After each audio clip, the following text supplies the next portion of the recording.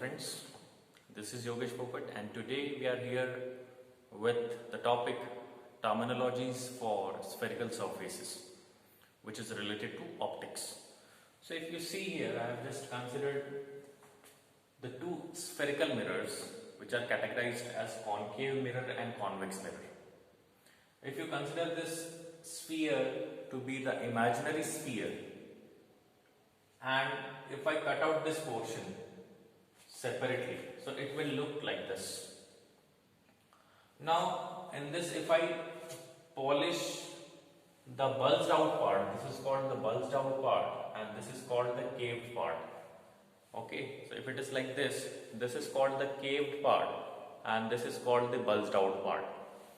So if this caved part is reflecting and the bulged out part is polished, then that type of mirror will be termed as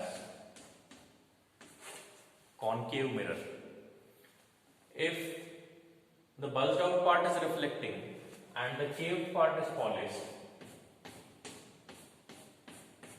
then this type of mirror will be termed as convex mirror. So in this the reflecting part is the caved part, in this the reflecting part is the bulged out part. Now for these mirrors, we are going to discuss about the different terminologies that we have written in the right hand side. These mirrors are considered to be a part of hollow imaginary sphere. Okay, so the first terminology that is written over here is pole. Now what is pole? If we consider this part to be a mirror,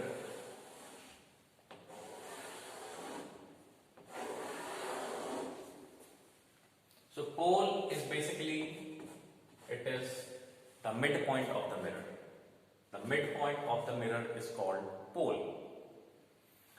Second point, if we see the center of curvature. Now what is center of curvature? We have considered this mirror, spherical mirror, which may be of two types, concave and convex, is considered to be a part of an imaginary sphere. So the center of this imaginary sphere, from which the mirror is considered to be a part of, will be termed as center of curvature. Okay, so what is pole? It is the midpoint of the mirror. What is center of curvature? It is the center of the imaginary hollow sphere from which the mirror is constructed or of which the mirror is considered to be a part of. Third point is radius of curvature. Now what is the radius of curvature? A radius of curvature is the radius of the imaginary sphere. You can take it like this.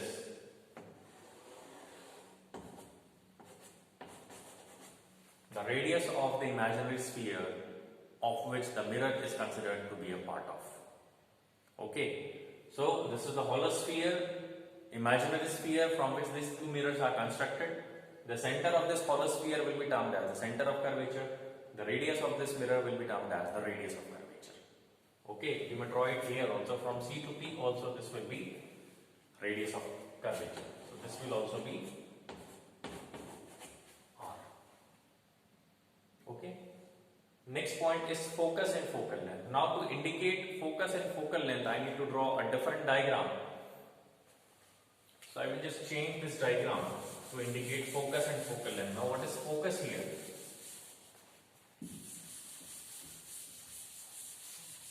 Suppose if you take the concave mirror to be here.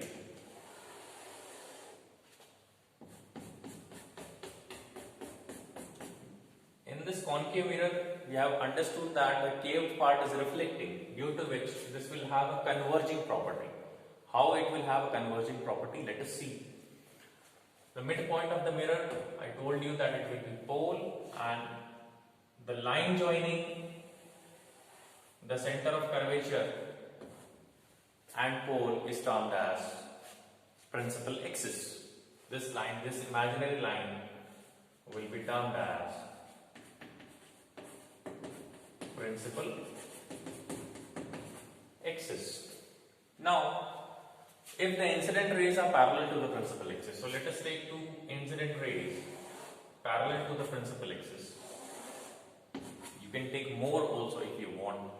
So after reflection through this caved part from a concave mirror, it converges to a common point. So this point of meeting on the principal axis is termed as focus. Focus means is to concentrate, to converge. So this point on the principal axis where all the incident rays converges is called focus, and the distance between focus and pole is termed as focal length. So this point is called focus, and the separation or the distance between focus and pole is termed as focal length. So this will be termed as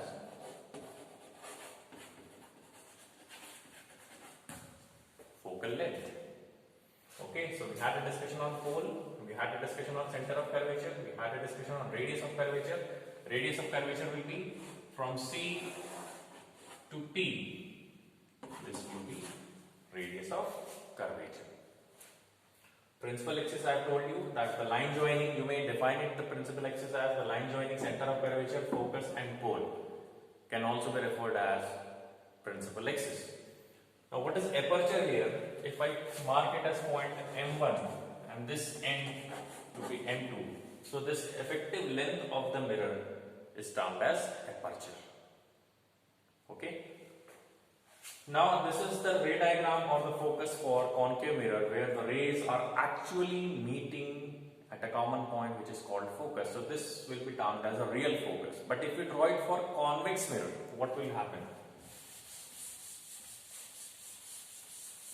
If I draw it for convex mirror, what will happen? So for convex mirror, the caved part is to be polished and the bulged out part will be reflecting. Now here the bulged out part is reflecting due to which it has a diverging property. Concave mirror has a converging property because the caved part is reflecting. Convex mirror has a diverging property because the bulged out part is reflecting. So if I draw here a principal axis, here the spherical surface will be at this side. You can see here for concave mirror if you draw,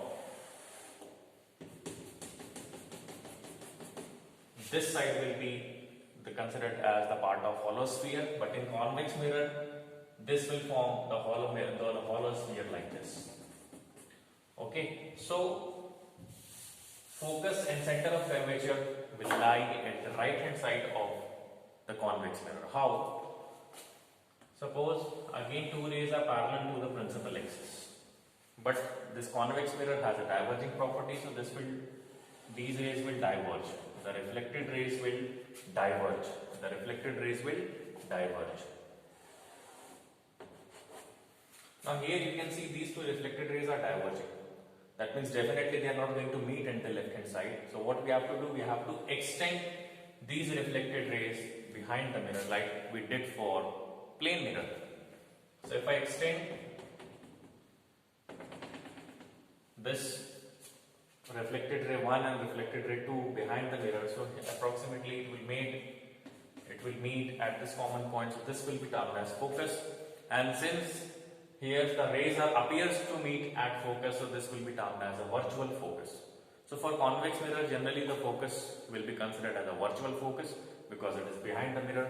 For concave mirror, as you have seen, it is in front of the reflecting surface where the rays are actually meeting, so that will be termed as real focus. And here this will be the center of curvature. Again, this will be the radius of curvature, the distance between pole and focus, and the separation between, you have to extend it here, and the separation between pole and focus will be termed as focal length. Okay, so this is all about the terminologies. Pole is the midpoint of the mirror. Center of curvature is the center of the imaginary sphere from which the mirror is constructed. Radius of curvature is the radius of the imaginary hollow sphere from which the mirror is constructed. Focus and focal length.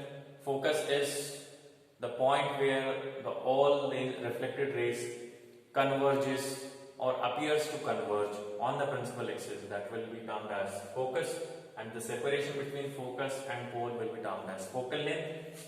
Principal axis is the imaginary line joining the center of curvature, focus and pole, and aperture is the effective length of the mirror, that is from this part to this part. Okay. See you in the next class. We'll have a discussion on the ray diagram for concave mirror in the next class. Thank you so much.